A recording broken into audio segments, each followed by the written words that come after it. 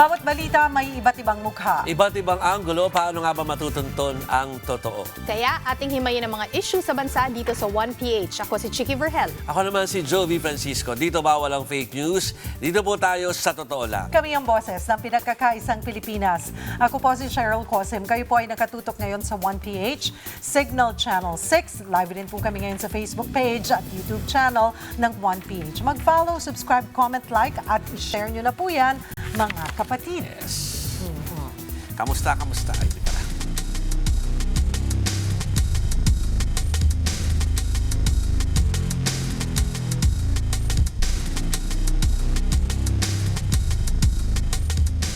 You're welcome. Yan po yung maikling sagot ni Presidential Spokesperson Salvador Panelo dun sa thank you ni US President Donald Trump tungkol sa nakaambang pagbasura sa Visiting Forces Agreement. Ang Amerika raw kasi ay makakatipid pa ng pera. Para sa karagdagang impormasyon, makasama na sa linya ng telepono si News 5 correspondent Maricel Halili. Ganun nga ba talaga kaikli, Mase, na you're welcome lang? O marami pang ibang idinagdag na detalye doon? Hindi, madami namang binigay na details. Okay. Kumbaga kasi siyempre, ang binigay na statement ni US President Donald Trump, thank you. At least makakapag-save sila, di ba? Kaya sumagot lang sa Secretary Panelo na you're welcome. Di ba? Pero ang pinapoint out niya lang doon, ang context lang doon, na parang kung ganun daw yung naging statement ni President Trump, ibig sabihin, parang pareho naman daw sila ng naging position ni President Duterte na it will be advantageous if we will just terminate the Visiting Forces Agreement. So, dito sa pag-thank you at pag-welcome, mukhang talagang eto na, tuloy na, totoo na talaga. Well, Sherry, lang sinasabi ni Secretary Panelo kasi kanina, decided na daw talaga si Presidente na i-terminate yung Visiting Forces Agreement because in the first place nga daw, well, yung mga sinabi niyang mga reasons like bastos yung Amerika, na tinanggalan ng visa, tapos nagte-threaten pa sila. So, kanina natanong si spokesperson Panelo, paano yan kapag halimbawa natuloy na tumawag si President Trump? Kakausapin pa ba ni President? Ang sinabi ng Secretary Panelo, final na yung decision ni Presidente that he will not entertain any efforts coming from America na i-revive pa yung VFA. Kaya nga even the other military treaties, including yung EDCA, pag-aaralan pa kung kailangan na rin ba siyang tanggalin. Dahil in line nga daw doon sa prinsipyo ni President Duterte. Yeah, tsaka sabi nila, yung, kumbaga, yung mga sinabi ni Maricel ay halos kadikit noong VFA. So parang pag tinanggal mo yung isa, ay siguradong may epekto dun sa dalawang existing. Wala na yung MDT. EDCA at saka balikatan. Mutual Defense Treaty. Pero, hindi, yung paglilinaw lang. Kasi di ba nagkaroon din ng pahayag ang Malacanang tungkol dun sa sinabi na nagsumubok ang White House o ang Oval Office na nakausapin ang Pangulo natin para daw magbago ng desisyon. Lumalabas na wala palang ganon. Kasi parang sabi niya, you're welcome. Ganon. Oo. Sinanong din namin yan kanina, Jovi, kasi nga siyempre very confusing yan sa atin dahil sinabi lang ni President Duterte yung statement na yan, I think last Monday. Yes. Dun sa statement niya nung nandun tayo sa SMX, na sinasabi niya na, i-announce ko na sa inyo, dun sa public official, i-announce ko na sa inyo na merong initiative si US President Trump at saka yung iba niyang mga ally to save the VFA. But turns out na bakit gano'n? Kung sinisave naman pala, bakit biglang sabi ni President Trump, okay lang naman sa kanya and he doesn't mind, di ba? Pero ang sabi ni Secretary Panelo dyan, probably kasi meron din namang mga ibang officials ng White House, ng US, na meron din namang mga efforts to save VFA, but not necessarily President Trump. If you recall din naman kasi, di ba, meron nga rin naman mga statements na Assistant Secretary of State Cooper, di ba? Tsaka si Esper na sinasabi yung mga disadvantage kapag nawala yung VFA. Although kanina, mas nag-focus yung Malacanang sa pag-explain kung ano ba yung advantages na nakukuha ng USA. At sinasabi ni Secretary Panelo kasi, di ba nakikinabang din naman sila doon sa BFA? Hindi lang naman tayo nakikinabang kasi kumbaga nagtatayo ng mga strategic location ng USA sa iba't ibang panig ng mundo. And the Philippines is a very strategic location.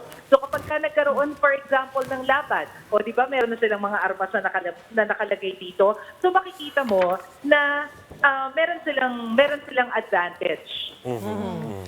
So ngayon talaga, ang kulang lang para mapawalang bisa ito ay pirma ni Pangulong Duterte.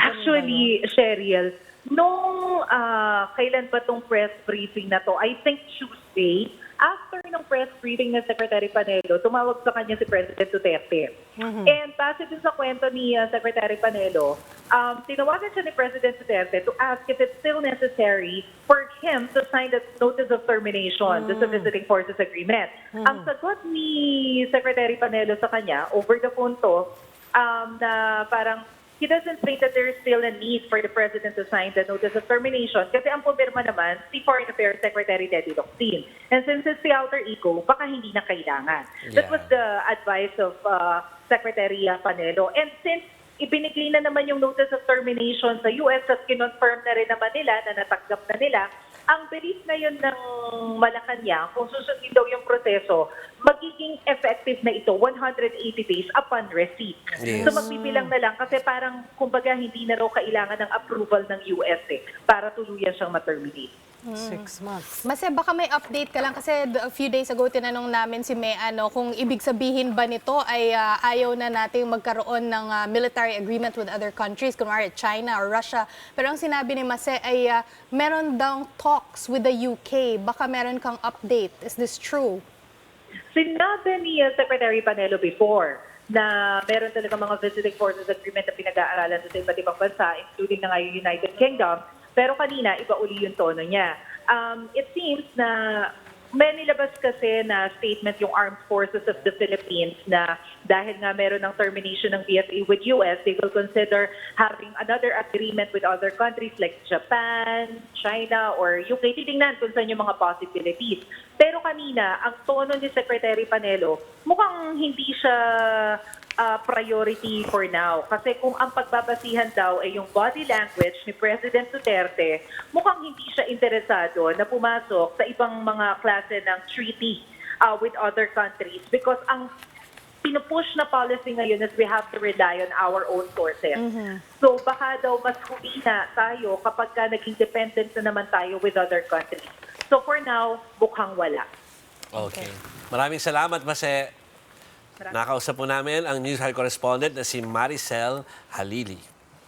Samantala mga kapatid, susunod makakasama po natin ng live dito po sa studio ang isa sa mga nag-develop ng Pinoy-made COVID-19 testing kit na makakatulong po sa pamahalaan.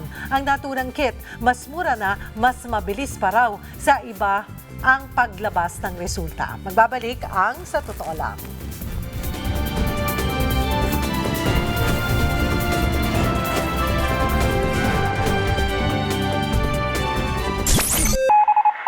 Ang oras, 7:32. Ang oras sa Radyo 5 ay hatid sa inyo ng Ginebra San Miguel. This 2020, let us celebrate with one pride, one nation, one Ginebra nation. Drink responsibly. Ako si Mado and I work every day. Buti na lang may Lutax 20 for my eye care every day. May lutein ito na tumutulong sa kalusugan ng mata. Healthy diet and exercise plus Lutax 20 every day is my eye care every day. Lutax 20 every day. I care every day. Lutax 20 from Santen, Japan's leader in eye care. Available at Mercury Drug, Watson's, South Star, Vision Express, George Optical, and other leading drugstores. Mahalagang paalala, ang Lutax 20 ay hindi gamot at hindi dapat gamiting panggamot sa anumang uri ng sakit. Get your daily dose of lutein supplement from Lutax 20. Lutax 20 from Santen, Japan's leader in eye care. Rates? Take 1. Rates. Same enthusiasm pero lower. Rates. Mas mababa pa. Rates. Ayan! Perfect! Sa LBC Instant Peso Padala, pinababa na ang rates. As low as 2 pesos ang service fee. Lowest ever yan ng LBC. Pinasimple pa ang process. At pinalawak ang network dahil pwede ka na rin mag-claim sa Palawan Express at Cebuana Luwilier branches. Ipa-LBC na ang pera padala. Let's move! Supervised by the Bangko Sentral ng Pilipinas. LBC Instant Peso Padala. Pinababa na ang rates as low as 2 pesos. Pinasimple ang process at pinalawak pa ang network. Ipa-LBC na ang pera padala. Garantisadong kukumpleto sa inyong umaga. Siksik na kaalaman at talakayan. Pampagood vibes na kwentuhan. Perfect Morning with Cheryl Cosim. Martes hanggang Biyernes, alas 10 ng umaga sa Radyo 5 at 1PH sa Signal Channel 6.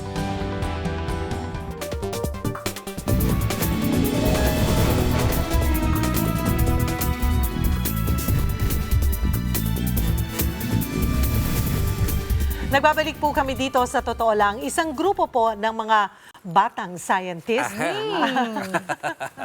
Kaya na masaya siya kasi Yes. kabatch niya. Kaklase ko. Yung sinabi Tama natin naman. mga batang Mga bata scientist. kami Tama talaga. naman. Wala Okay. namang wrinkles. Oo. So, Ang nakapag-develop po ng isang testing kit na makakapag-detect nga po kung may COVID-19 ang isang tao. At ang isang Pinoy version po na testing kit na ito, mas improved daw kaysa sa iba pa dahil mas mabilis lumabas ang resulta nito. At para lalo pa nating malaman ang tungkol sa testing kit na ito, kasama po natin dito live po sa studio ang principal developer po nito na si Dr. Raul Destura. Doc, magandang gabi and thank you for evening, classmate. coming. Thank you. Ayan, classmate. Mahirap kuminti sa classmate. Okay, Dr. Destura, siguro give us a little background first of your team. Anim po kayo sa grupo and ano po itong team na ito? Ito yung mga estudyante namin na I don't consider them as my student, colleague talaga. Kasi matatalino mga bata ito eh. And then yung aking Chief Science Officer, tapos ako yung kanilang pinakamatanda doon sa mga bata. And put together the technology. Yung technology kasi na PCR, tagal na yan eh. What is PCR? PCR yung tinatawag na polymerase chain reaction. Isang proseso yan na yung isang strand ng DNA or RNA na-amplify mo at such a speed para ma-detect siya ng makina. Oo. Matagal na itong technology, well-established, kahit high school kaya nilang magawa ng PCR. So, yung platform na ginagamit namin is PCR. No? Kasi ito yung tested talaga na platform para sa mga sakit, infectious disease or mga tumor, mga ganyan. No? Kaya yung kit na ginawa namin is really a platform na PCR siya, pero maraming hinihit na target at the same time. Para yung several steps na proseso, pinagsama-sama namin into one process para yung tatlong steps magiging isa na lang. Pero yung probe na ginamit para i-pick up yung virus, initially, kasi kami naman nagde-design ng probe araw-araw halos sa laboratory. Kaya lang yung strategy namin is, pag gumawa kami ng probe na sarili namin, iba-validate pa ulit yan, everything and all. So the good thing about it is, dinimocratize ng World Health Organization yung access doon sa technology para mabilisan na. So nag-publish sila ng mga probes na pwede mong gamitin kasi tinest na ng mga bigger centers sa ibang bansa. Para you don't have to prove that the probe is working or not. Kasi ginawa na nilang online for everybody to use all over the world. No? Tapos ang ginawa namin, lahat itong mga assay, tinest namin lahat. No? Umaandar naman lahat. No? So pumili na lang kami nung pinaka maganda talaga yung target. No? Lahat talaga actually sila magaling. No? And ginawa ito ng mga research centers na mga kanya-kanyang bansa na ibinolunteer nila sa World Health Organization. So, kaya kung kailangan mo mag-respond ng mabilis, strategic dapat yung pag-develop mo ng teknolohiya. Either mag-design ka ng sariling mong probe, ititest mo pa na ititest, or you use a pre-validated probe, pagandahin mo na lang yung tinatawag na reaction efficiency. No? So, Pinili niyo yung ikalawang yun. pinili namin yon kasi nga kailangan itong prinsipyo ng biosurveillance, no? Yung minomonitor mo yung mga bagong bagay-bagay na can cause illnesses sa mga tao. Kasama dyan yung tinatawag na rapid response. hindi lang sa field, kundi sa diagnostic technology. No? For example, yung Thailand, no? Nung nagkaroon sila ng kaso, hindi nila inantay yung kit ng iba, ginawa ng Genome Center ng Thailand.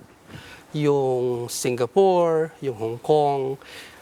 Ito kasi may in-country mechanisms na kasi sila, yung kanilang science and technology group, closely aligned doon sa kanilang surveillance and health group, no? That they work in unison with problems like this. Kasi hindi mo pwedeng paghiwalayan. So, dito sa atin, sa Pilipinas, mayroon tayo niyan, no? We have the Philippine Genome Center, we have the National Institute of Health, na ang mandate nila is research and development talaga. Now, for example, in this case, kung unknown yung virus, kaya kasi natin ma-identify yan dito sa atin. Hindi na natin kaya antayin pa sa ibang bansa. Kaya lang, pag nagsusurveillance ka at a global scale, may tinatawag yan ng mga reference laboratory. Kaya nagpapadala tayo ng sample sa labas. Hindi dahil sa ayaw lang natin magpagawa dito sa atin. Ang problema lang is na may disconnect among the areas na tingin ko mga lessons learned na kung wag naman sana ulit-ulit, but emerging infectious disease will always happen. No? Look at SARS, look at MERS, H1N1, all of the others. Yung preparedness yung tinatawag. Kaya yung kit, ginawa namin na pre-validated na yung program from other countries. Ginawa na lang siyang single step, pero ang tawag dyan, multiplex, sabay-sabay. It tests all coronaviruses, simultaneously confirming if it is the novel corona or the COVID-19 na tawag. First of all, Doc Raul, congratulations sa mabilis. Kailan lang natin 21 pinicture sa days. The Chiefs at saka sa isa pa nating Kayo programa may kasalanan dito, yan. Oo. na meron pala ginawa. Kasi that time, ang mga tao ay takot na takot kasi they don't know na isipin mo, malalaman mo kung positive ka pag pinadala pa natin sa Australia yung sample mo tapos saka pa gagawin. So, ngayon, paano magbe-benefit yung ating bansa na meron na tayong ganito?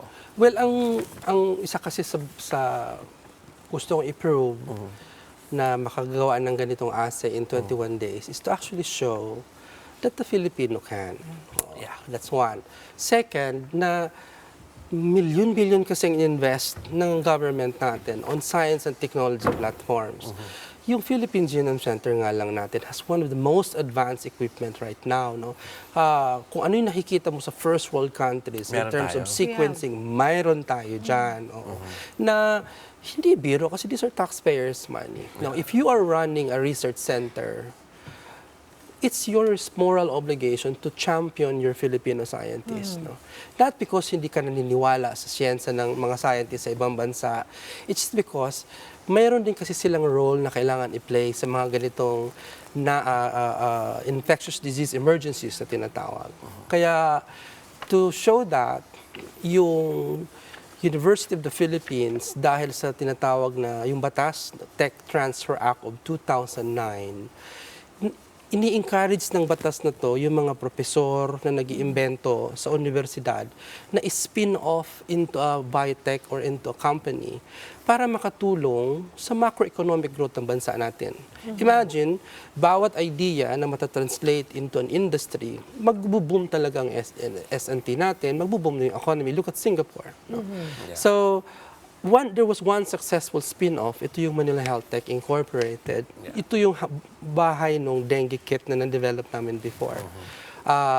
Pero unbeknownst to everybody, hindi lang kasi dengue kit yung ginagawa namin. Salmonella, leptospirosis, chikungunya, Zika. So lahat yun, ginagawa. Bakit kailangan spin-off? Kasi ang universidad, wala namang capacity to manufacture. So kailangan mo ng isang industry partner na research-driven also, na alam ang siyensya, pero may capacity to do high-volume scale-up. So, the Manila Health Tech itself has robotics manufacturing facility. Wala na yung baka magkamali, bumahing, or ano yung robotics na yung nagmi-mix niyan. Kaya kaya niya mag-scale up ng up to 2,000 tests in a week, no? Something something like that. So, kailangan nyo ng partner na susugal at saka magpopondo. Kailangan namin ng mga tao maniniwala sa mga scientists ng Pinoy. Hugot ba yun? Hindi naman. Nagtitiwala Yeah. sa yung produkto ng Pilipinas, yung edukasyon natin. Maganda kasi. Yes. Minsan mga Very, scientists very talaga competitive natin, ang mga produkto ng lahat ng universidad natin in terms of science and technology. Hugot ko yan kasi nakikita ko talaga silang very, very talented. And they're very young, oo. At ngayon nga po sa gitna nitong scare, nitong COVID-19, ay napakita natin, within 21 days, tama po ba? 21 days, we have developed the kit of our own. At ito po ba, ang sinasabi po ay, dahil nga po yung sinasabi nyo ay inopen ito, kung tama yung pagkakaintindi ko kasi medyo nano-nosebleed po kami dun sa pag-scientist ng ating kausap, na yung ginamit yung pamamaraan naman ay aprobado na ng WHO.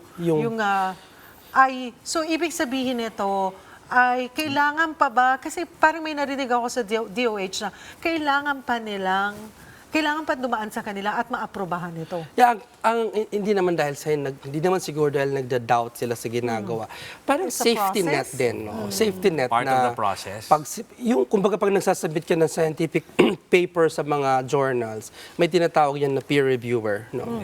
Na expert din doon sa siyensang sinusulat mo. Katulad din dito, I don't take it parang negatively. Na ako naman, at least kung pumasa, then lalong na-validate yung sinasabi natin na kaya ng Pinoy. Yeah. So, although... How long will that take? Yun lang yung issue. Kasi sa ibang bansa, hindi naman inaantay yun. Like, kanina lang, yung A-Star Singapore, because of their problem, they created their own kit and is producing thousands of tests per day, being deployed now. So are you saying now na, okay, we have the kit, dahil wala pang approval ng DOH, ay hindi tayo pwede pang mag-mass production?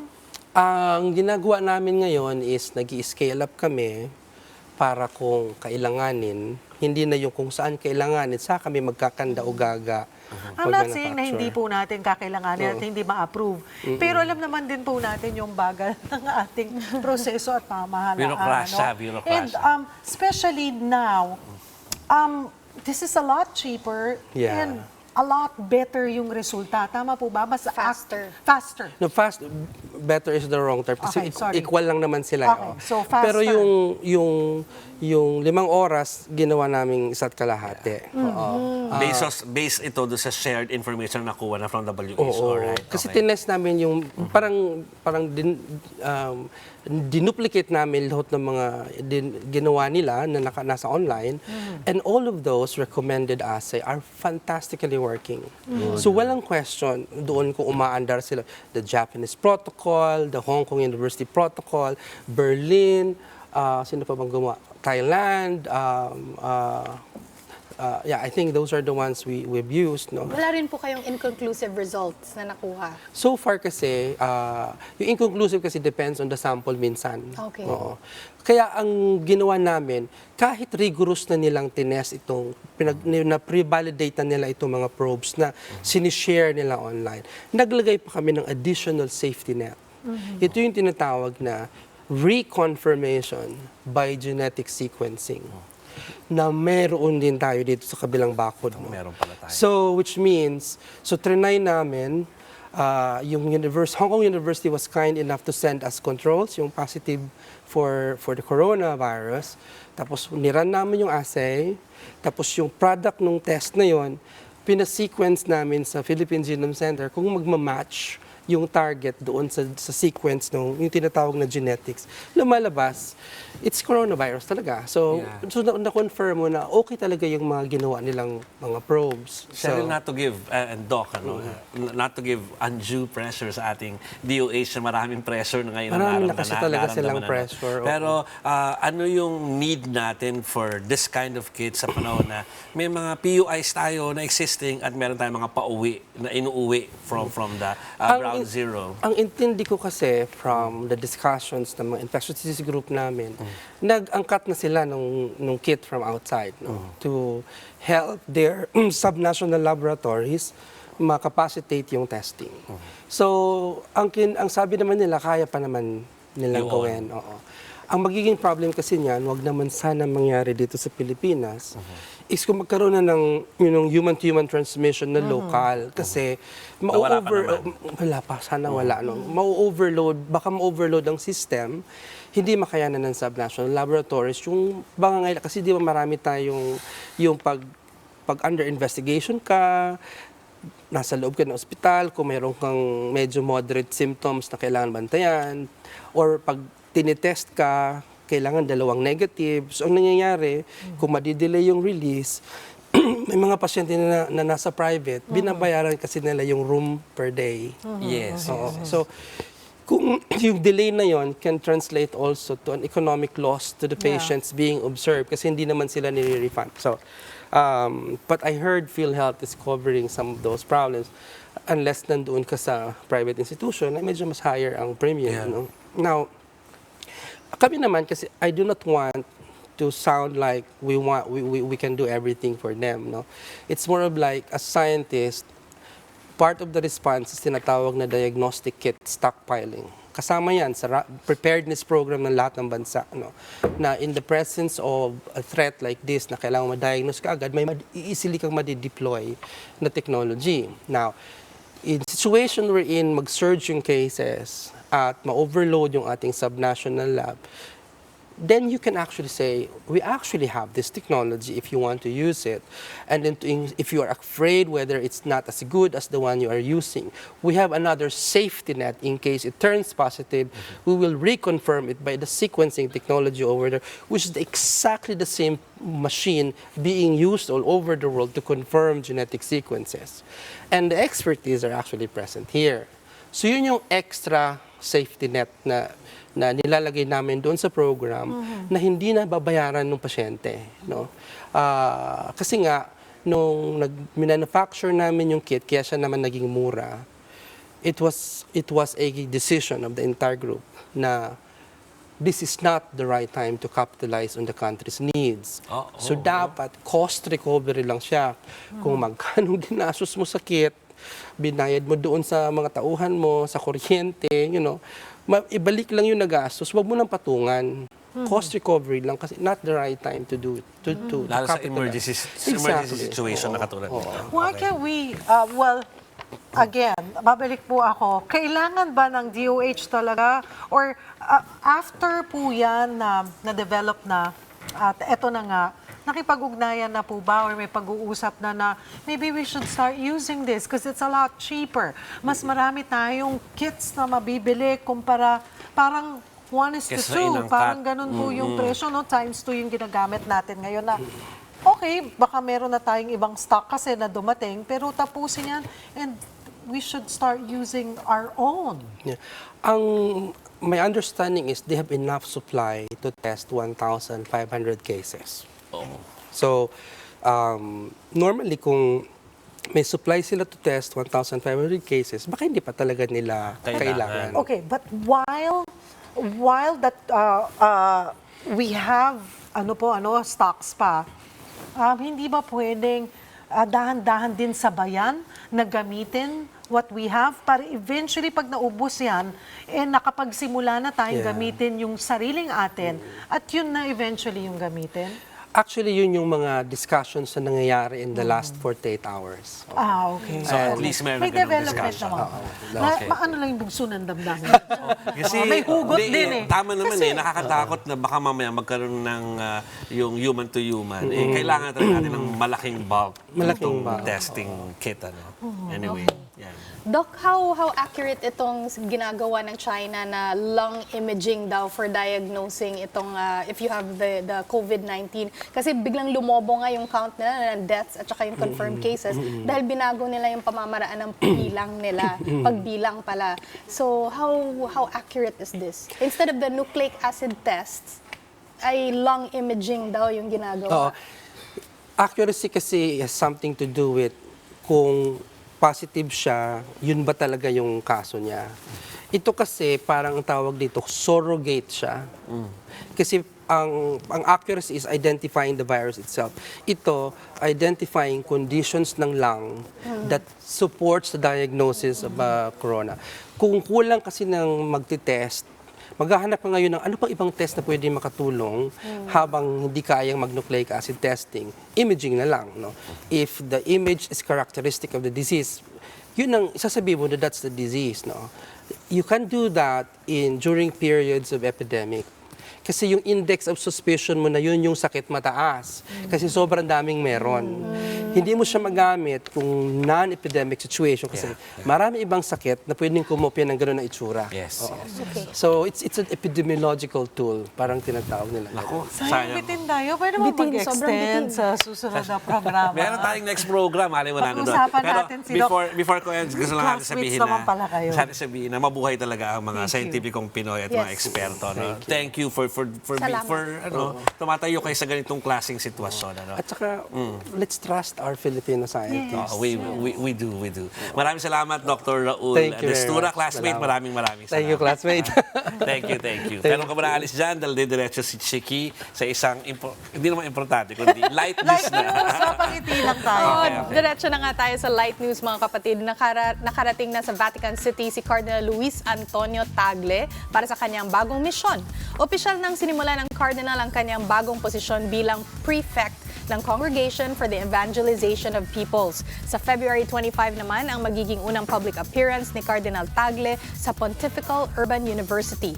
Umalis si Tagle sa Pilipinas noong February 10 kung saan naiwang bakante ang posisyon ng Archbishop of Manila. Samantala, hindi biro ang pinagdadaanan ng mga taong apektado ng COVID-19 at maging ang mga medical staff na nakatutok dito. Kaya ang mga pasyente at staff sa Wuhan, China, idinaan sa sayaw ang kanilang stress. Paraan daw kasi nila ito para makapag-breathing exercise at manatiling positibo sa kabila ng nilalabanang sakit.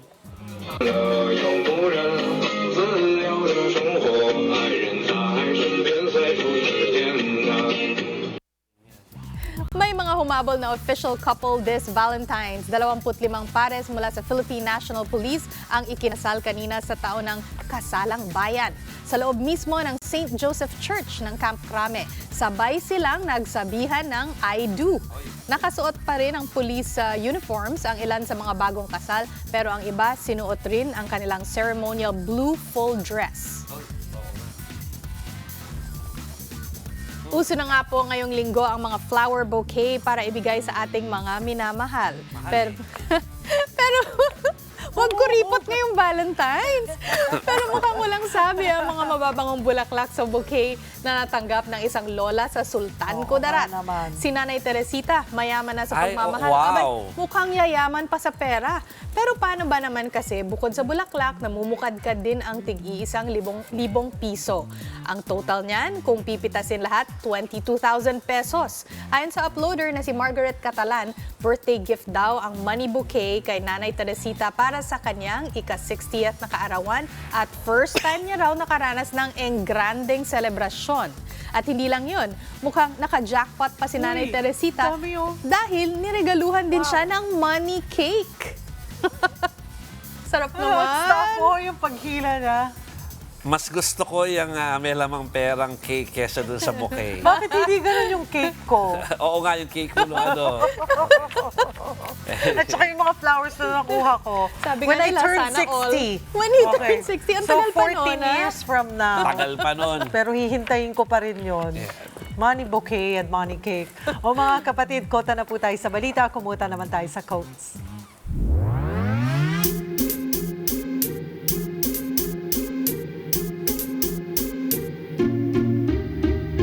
Isang tulog na lang at araw na ng mga Puso! At kung love is in the air para sa mga couple, self-love naman po. At hindi raw bitterness ang para sa single na mga kapatid. Parang na-staff tayo na super single at ilang gabi na natin inaano yung self-love. Very ready to mingle. Alalahanin sana ng mga strong, independent men, women, and everyone in between na ang unang hakbang po towards true love ay ang pagmamahal muna at pagkilala sa sarili. Tama. Sabi nga ng sikat ng singer and songwriter na si Katy Perry, I don't need the Prince Charming to have my own happy ending. Ay, oo. Grabe. Ay, oo naman. Okay, hanggang Okay sa na. muli po. Ito po si Cheryl Okay. Cosim. Ako si Joey Francisco. At ako naman, si Chicky Verhel. Huwag na huwag magpapalinlang. Dito po tayo sa Totoo Lang. Kami ang boses ng pinagkakaisang Pilipinas, 1PH.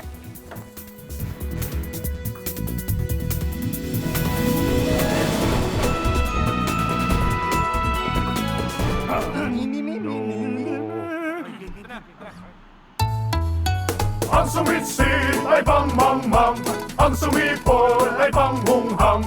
Ang babae sa lansangan, huwag iritan kundi igalang. Pare, ang catcalling ay isang uri ng sexual harassment. Di biro ang sexual harassment at di nakakamacho ang pang-aabuso. Huwag iritan kundi igalang. Isang paalala mula sa Philippine Commission on Women at ng himpilang ito. Transmitting live from our brand new studios at TV5 Media Center and Reliance Mandaluyong. By land, by sea, and on air.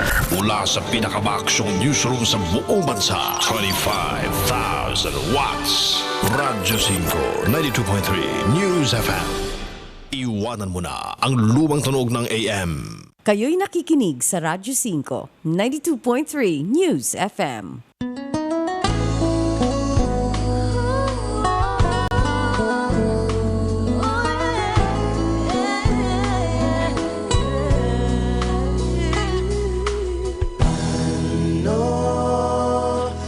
Sasabihin sa kanya